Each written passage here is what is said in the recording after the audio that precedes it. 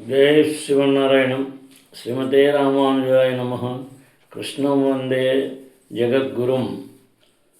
సర్వధర్మాన్ పరిత్యజ్య మామేకం శరణం వ్రజ. అహం త్వా సర్వపాపేభ్యో మోక్షయిష్యామి మా శుచ. భారద్వాజ కులాంబోధీన్ చంద్రం శ్రీపురుషోత్తమం వేదాంతో భయనితత్వార్థ జ్ఞానదం గురుమాశ్రయే. కృష్ణం వందే జగద్గురుం. మనం మా శ్రీమద్భాగవతంలో తృతీయ స్కందంలో అధ్యాయం 4లో 7 ఎనిమిదవ కూర్చున్నాం మనం. నూనం భగవతో బ్రహ్మాన్ హరేరద్భుతకర్మణః దుర్విభావ్యమివాకం భాతి కవిభిక్షాపి చేష్టితం. ఓ బ్రాహ్మణోత్తమ, భగవాను దివ్యకర్మలు పరమాత్మతములై ఉన్నవి.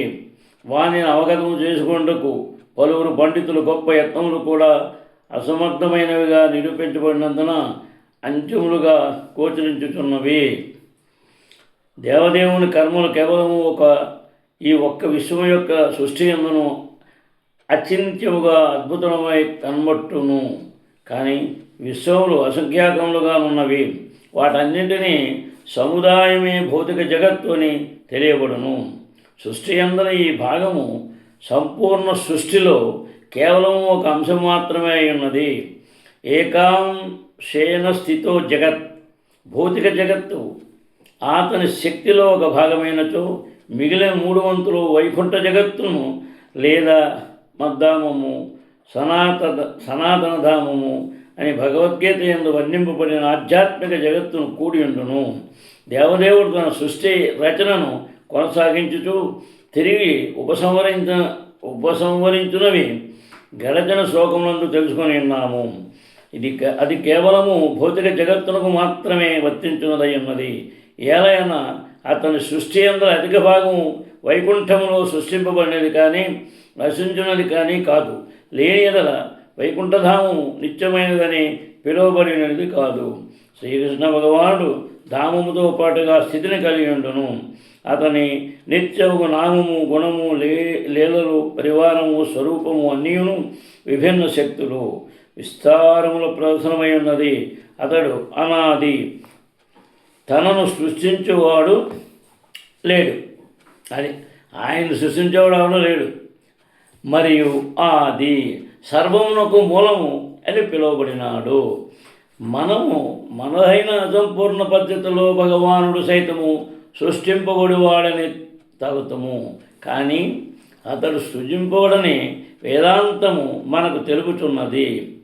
పైగా సమస్తము అతని చేతనే సృష్టించబడుచున్నది. నారాయణ పరో వ్యక్త. కనుకనే సామాన్య మానవునికి ఈ విషయములన్నీను పరమాత్మతములై ఉండును. గొప్ప పండితులకు సైతము అవి అచింత్యములు. కనుకనే అట్టి విద్వాంసులు పరస్పర విరుద్ధములైన సిద్ధాంతములను ప్రతిపాదించుదురు. ఆ దేవదేవుని సృష్టిలో అత్యల్పమైన భాగము ఈ విశ్వము గూర్చియు వారికి పూర్తి సమాచారము లేదు. ఎంతవరకు ఇది విస్తరించి ఉన్నదని కానీ, లేదా ఎన్ని నక్షత్రములు లోకములు ఉన్నవని కానీ, లేదా ఆ అసంఖ్యాక లోకమునందరి భిన్న పరిస్థితుల గురించి కానీ వారు ఎరుగరు. నవీన శాస్త్రజ్ఞులు వీటన్నిటినీ గూర్చి తగినంత జ్ఞానం కలిగి లేరు. వారిలో కొందరు 100 మిలియన్ల లోకములు అంతరిక్షమందు ఉన్నవని రూఢిగా పలుకుదురు. మాస్కో దేశం నుండి 2/21/1960 నాడు వెలువడిన వార్తలందు ఈ క్రింద విషయం ప్రసారం కావించబడినది. విశ్వమునందు అనంత సంఖ్యలో లోకములు తప్పక కలవనియు మరియు ప్రత్యేక హేతు కలిగిన జీవులలో అవి నిండి ఉన్నవనియు రష్యా దేశమునందరి ప్రముఖ ఖగోళాచార్యుడైన బోరస్ ఓరోత్వావ్ విలియమినోన్ పలికి ఉన్నాడు. భూమిపై గల జీవమును పోలినట్టిదే అట్టి లోకమునందు వర్ధిల్లుచుండవచ్చును. రసాయన శాస్త్రజ్ఞుడైన నికోలాయ్ జిరోన్ అను ఇతరు లోకముల యందలి వాతావరణ సమస్యను గూర్చి చర్చించుచు అంగారక గ్రహమునందలి జీవజాలం తక్కువ లేదా ఉష్ణోగ్రత కలిగినప్పుడు సహజ జీవన స్థితికి చక్కగా సంధానము చేసుకొనగలమని పలికాను. అంగారక గ్రహమునందలి వాయు సమ్మేళనము దాని సంధానము తెలుసుకొనగలిగిన జీవులకు జీవనము కలిగి ఉండటంలో మిగుల యుక్తమై ఉన్నట్లుగా అభిప్రాయపడుతుంటని అతడు పలికాను. విభిన్న లోకములకు జీవజాలం సంధానముడైనది ఈ విషయమును బ్రహ్మ సంహిత యందు విభూతి భిన్నం అని వర్ణింపబడినది. అనగా విశ్వమందున అసంఖ్యాక లోకములలో ప్రతిదియు ప్రత్యేకమైన వాతావరణం కూడి ఉండును. శ్రేష్టముకు వాతావరణ కారణమున అతడి జీవులు విజ్ఞాన శాస్త్రమునందు మానసిక తత్వశాస్త్రమునందు పురోగతి నొంది ఉందురు.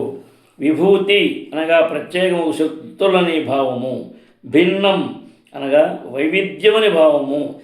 అంతరిక్షము పరిశోధించుటకును ఇతర లోకములను యాంత్రిక ఏర్పాట్ల ద్వారా చేరుటకు యత్నించు శాస్త్రజ్ఞులు భూమి వాతావరణకు సంధానము చెంది ఉన్న జీవజాలము ఇతర లోకములందు మనుగడకు కలిగి ఉండజాలదని తప్పక తెలుసుకొనవలసి ఉన్నది. అంటే గ్రహాంతర సులభయానము కనుక భగవద్గీత 9:2 యందు తెలుపబడినట్లుగా ప్రస్తుత దేహము నుండి విడుదలను పొందిన పిమ్మట ఇతర లోకములకు చేరుటకు మనుజుడు తనను తాను సమాయత్తుని కావించుకొనవలెను. యాంతి దేవవ్రత దేవాన్ పితॄన్ యాంతి పితృరుత్ప్రతాః భూతాని యాంతి భూతేజ్య యాంతి మజ్జాజినోపి మాం. దేవతలను పూజించేవారు దేవతల యందు జన్మింతురు. భూతప్రేతములను అర్పించేవారు అటువంటి జీవజాలం నందు జన్మింతురు. నన్ను పూజించిన వారు నాతోనే వసింతురు. శ్రీకృష్ణ భగవానుని సృజనాత్మక శక్తి పనిచేయ విధానమును గూర్చి పరీక్షిత్ మహారాజు పలికిన విషయము అతడు సృష్టి క్రమమును గూర్చి సమస్తమును ఎరిగినట్లుగా వెల్లడి చేయుచున్నది. అట్టి ఎడ ఆ సమాచారమును గూర్చి అతడేల సుఖదేవ గోస్వామిని ప్రశ్నించను. పాండవ వంశీయుడును శ్రీకృష్ణ భగవానుని పరమభక్తుడునగు పరీక్షిత్తు గొప్ప చక్రవర్తి అయిన కారణమున ప్రపంచ సృష్టిని గూర్చి చాలా వరకు ఎదిగి ఉండెను. కానీ అంత మాత్ర జ్ఞానం ఏమాత్రమూ సరిపోదు. కనుకనే అంటే ఆయనకే సరిపోలేదు జ్ఞానం మనంతా. కనుకనే గొప్ప కృషి పిలపై విద్వాంసులు సైతము దానిని గూర్చి ఎరుగజాలరని అతడు పలికెను. భగవానుడు అనంతుడు మరియు అతని కర్మల సైతము అగాధమైనది. కొద్దిపాటి జ్ఞానము అసంపూర్ణ ఇంద్రియములతో ఏ జీవి అయినను విశ్వమందుల అత్యంత పూర్ణ జీవుడు అగు బ్రహ్మదేవుడైనను అనంతుడైన వాని గూర్చి ఎరుగా ఊహింపజాలరు. అనంతునిచే వివరింపబడినప్పుడే ఆ అనంతుని గూర్చి కొద్దిగా మనం తెలుసుకొనగలము. అద్వితీయము భగవద్గీత వచనములను శ్రీకృష్ణ భగవానుడు స్వయముగా ఆ రీతిని కావించి ఉండెను. సుఖదేవ గోస్వామి వంటి ఆత్మదర్శుల ద్వారాను అది కొంతవరకు అవగతం కాగలదు. సుఖదేవ గోస్వామి ఆ విషయమును నారదుని శిష్యులకు వ్యాసదేవుని ద్వారా నేర్చి ఉండెను. అనగా పూర్వజ్ఞానమున్నది గురు శిష్య పరంపర రూపముననే లభించును కానీ ఎటువంటి ప్రయోగాత్మక జ్ఞానముచే అంటే పురాతనమైనది కానీ నవీనమైనది కానీ కాదు. తర్వాత యథా గుణాస్తు ప్రకృతిర్యుగ పత్కమసుపివ విభర్తి భూరిశక్తికః కుర్వన్ కర్మాణి జన్మభిః. తానొక్కటే ప్రకృతి గుణములతో ప్రవర్తించినను లేదా ఏకమారు పలు రూపములలోనికి విస్తరించినను లేదా ప్రకృతి గుణములను నిర్దేశించుటకు వరుసగా విస్తరించినను దేవదేవుడు ఒక్కడే. విచికిత్సితమే తన్మే బ్రవీతు భగవాన్ యథా శాబ్దే బ్రహ్మణి నిష్ఠాతః పరస్మిన్ చ భవాన్ ఖలు స్నాతః పరస్మిన్ చ భవాన్ ఖలు.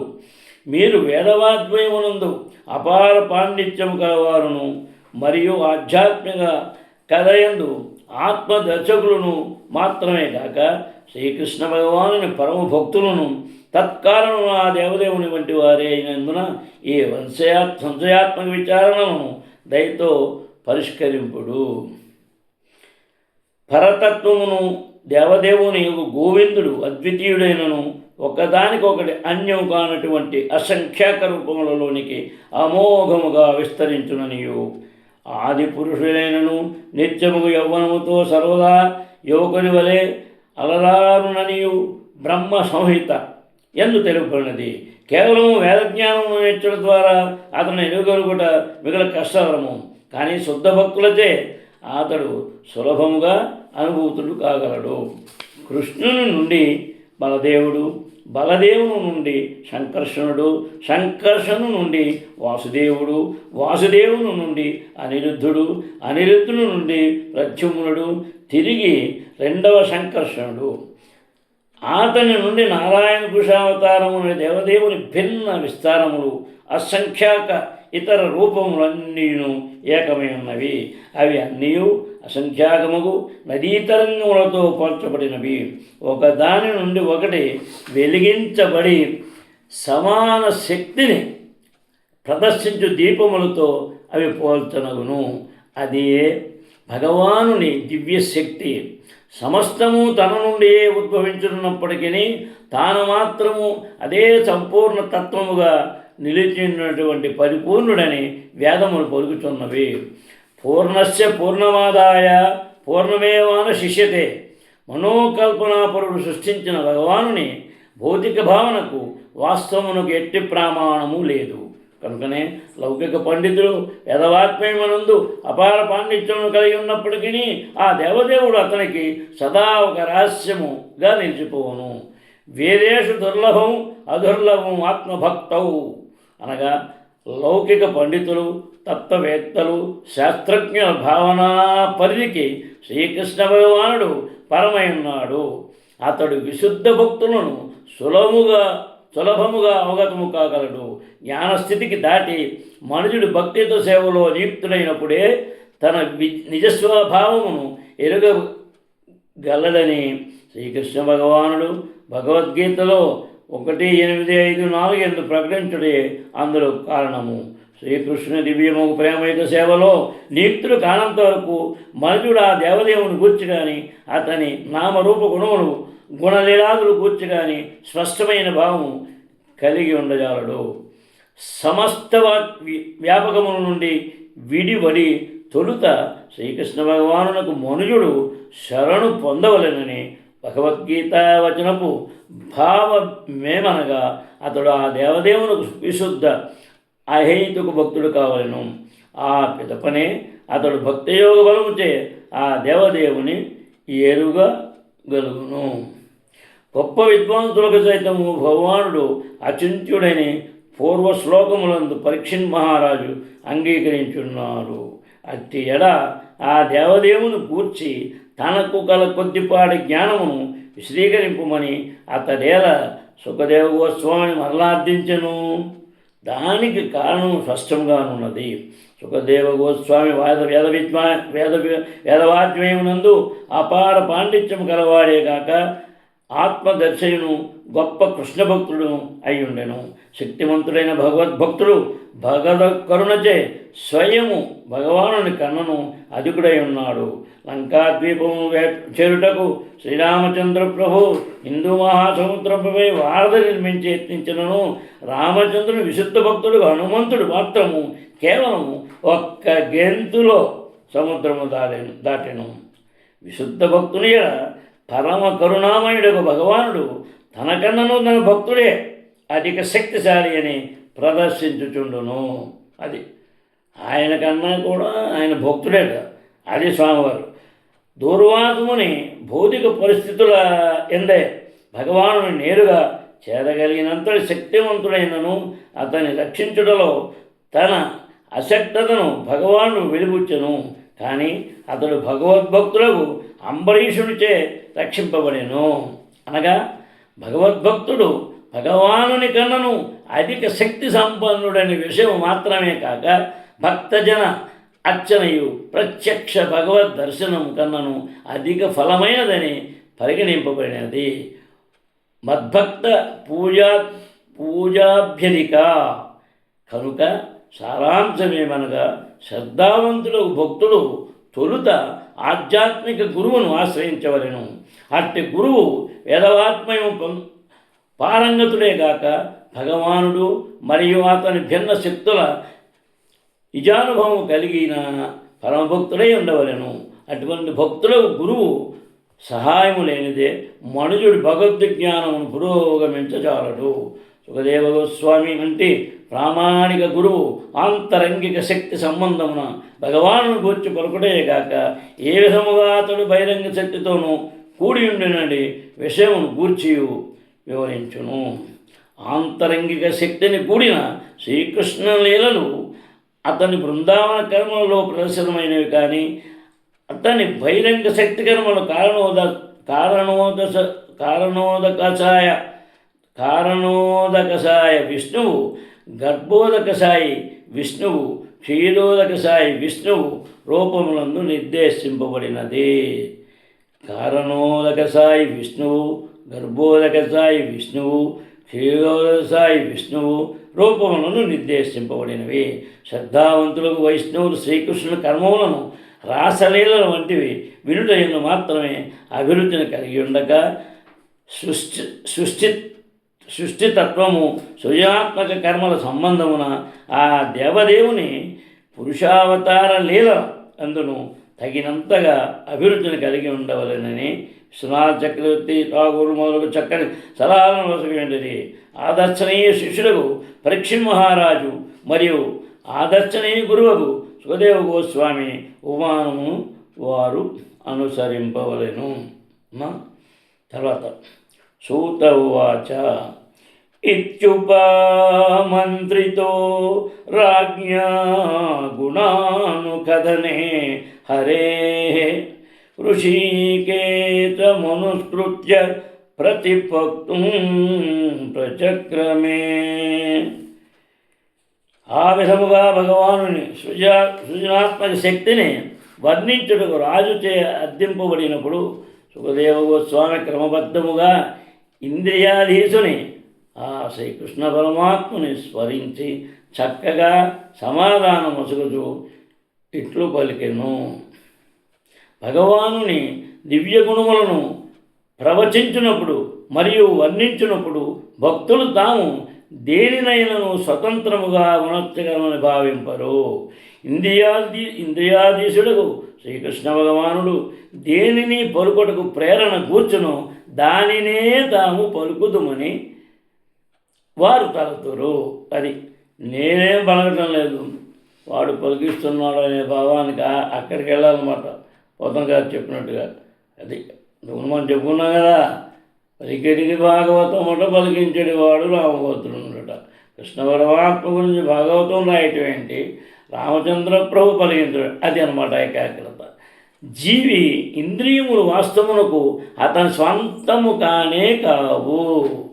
అట్టి ఇంద్రియములు కృష్ణునకు చెందినవనియు కృష్ణ సేవలో వినియోగింపబడినప్పుడే అవి దాన్ని వినియోగిస్తే అవి చక్కగా ఉపయోగపడునయు భక్తుడు ఎరిగిండును. ఇంద్రియములు పనిముట్లు మరియు తత్వములు మూలకములు ఇవన్నీ భగవాను చెందినవే కనుక జీవుడు ఏది చేసినను ఏది పలికినను ఏది గాంచినను సమస్తము ఆ దేవదేవుని నిర్దేశమునందే కావించును. సర్వస్య చాహాం హృది సన్నివిష్ణో మత్తః శృతిజ్ఞాన మసోహానం చ ఎనుచు భగవద్గీతలో 1:5 విషయముచే ధృవీకరింపబడుచున్నది. తోచిన రీతిగాను స్వతంత్రముగాను వర్తించుటకు ఎవ్వరునూ స్వతంత్రుడుగా లేరు. వాస్తవమునకు మనుజుడు ఏదేని చేయుటకు లేదా భుజించుటకు లేదా పలుకుటకు భగవదనుమతిని సదా బడయవలసి ఉన్నను. కనుకనే భక్తుడు నచ్చిన ప్రతిదియు భగవద్ అనుగ్రహముచే బద్ధజీవుని లక్షణములకు 4 విధములకు దోషములకు అతీతమై ఉండును. తర్వాత నమః పరస్మై పురుషాయ భూయసే సదద్భవస్థాన నిరోధ లీలయా గృహీత శక్తిత్రిత యాయ దేహినా మంతర్భవాయాను పలక్ష్య వర్తమనే. భౌతిక జగత్తును సృష్టించుటకు త్రిగుణములను గ్రహించడి పరమపురుషునికి నేను గౌరవపూర్వక వందనములను వసుకుచున్నాను. ప్రతి వారి దేహమునందు వసించు సంపూర్ణతత్వము అతడే. అతని మార్గములు అచింత్యములైనవి. ఈ భౌతిక జగము సత్వగుణము, రజోగుణము, తమోగుణము అనేది త్రిగుణముల వ్యక్తీకరణమై ఉన్నది. దీని స్థితి సృష్టి స్థితి లయము కొరకు దేవదేవుడు బ్రహ్మ, విష్ణువు, శంకరుడు, శివుడు అనేది అధిష్టాన రూపమును స్వీకరించును. భౌతికముగా సృజింపబడిన ప్రతి దేహమునందును అతడు విష్ణువుగా ప్రవేశించను. గర్భోదక సాయి విష్ణువు రూపమున అతడు ప్రతి విశ్వమునందు ప్రవేశించగా, క్షీరోదసాయి విష్ణువుగా ప్రతి జీవి దేహమునందు ప్రవేశించును. సమస్త విష్ణుతత్వములకు ఆదినందున శ్రీకృష్ణ భగవానుడు ఇచ్చట పరహపుమాన్ అని భగవద్గీత 15:1-8 వర్ణింపబడినట్లు పురుషోత్తముడని సంబోధింపబడినాడు. సంపూర్ణత్వము అతడే. కేవలము భక్తియోగము ద్వారానే మనుజుడు అతని నెరుగుడకు సమర్థుడు కాగలడు. తత్వవేత్తలు, యోగులు పరమపురుషుని ఎరుగజాలరు కనుకనే అతడు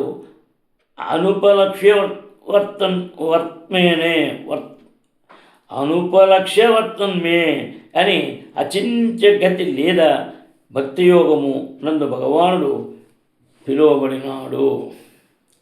తర్వాత భూయో నమః సదృజినచ్చితే సతా మసంభవాయ కిల సత్వమూర్తయే పుంసాం పునః పారమహంస ఆశ్రమే వ్యవస్థితానామ మనుమృగ్యదాశుషే.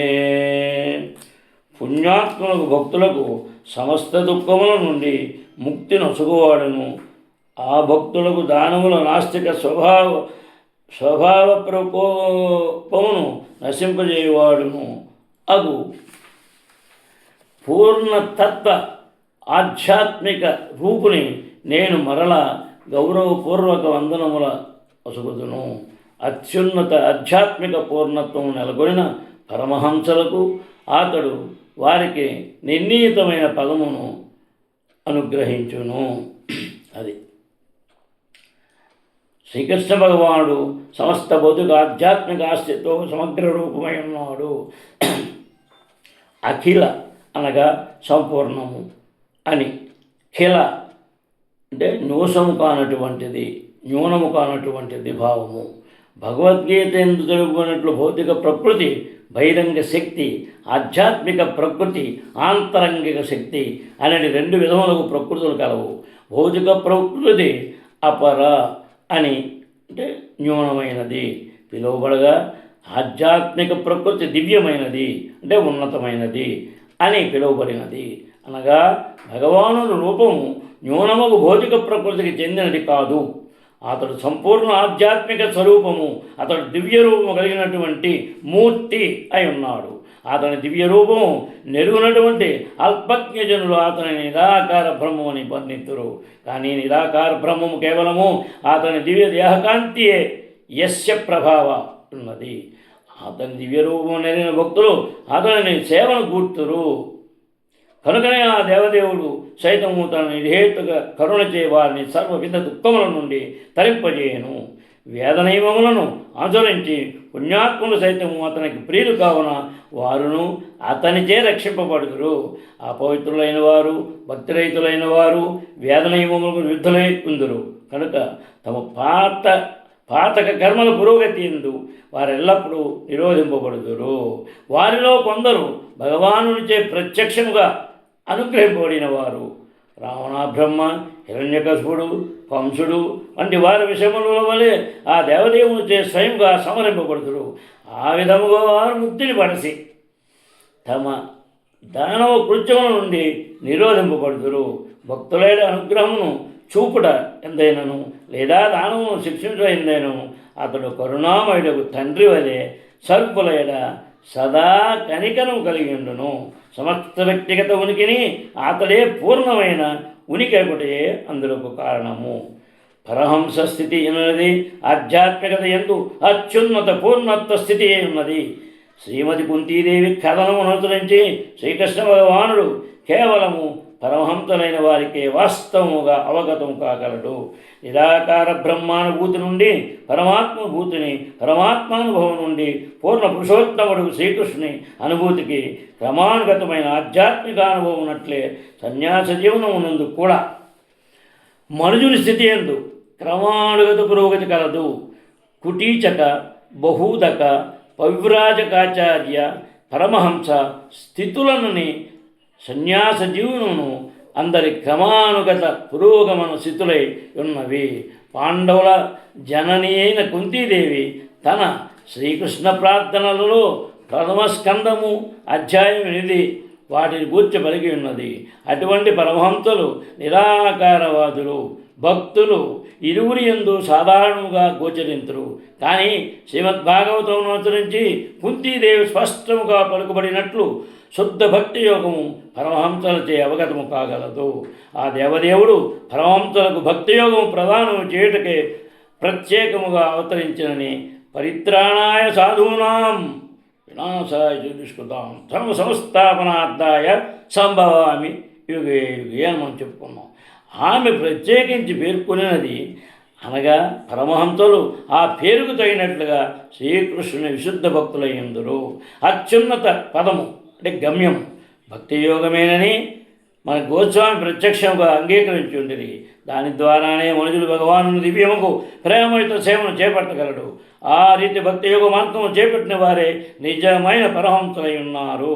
భగవానుడు సర్వుల ఎడ పరమ కరుణామయుడు కనుక తన నిరాకార బ్రహ్మజ్యోతి యందు లీనమగు కోరుటకు భక్తిని సాధనముగా చేపట్టు నిరాకారవాదులకు సైతము వారి ఈప్సిత గమ్యమును ప్రధానము కావించును.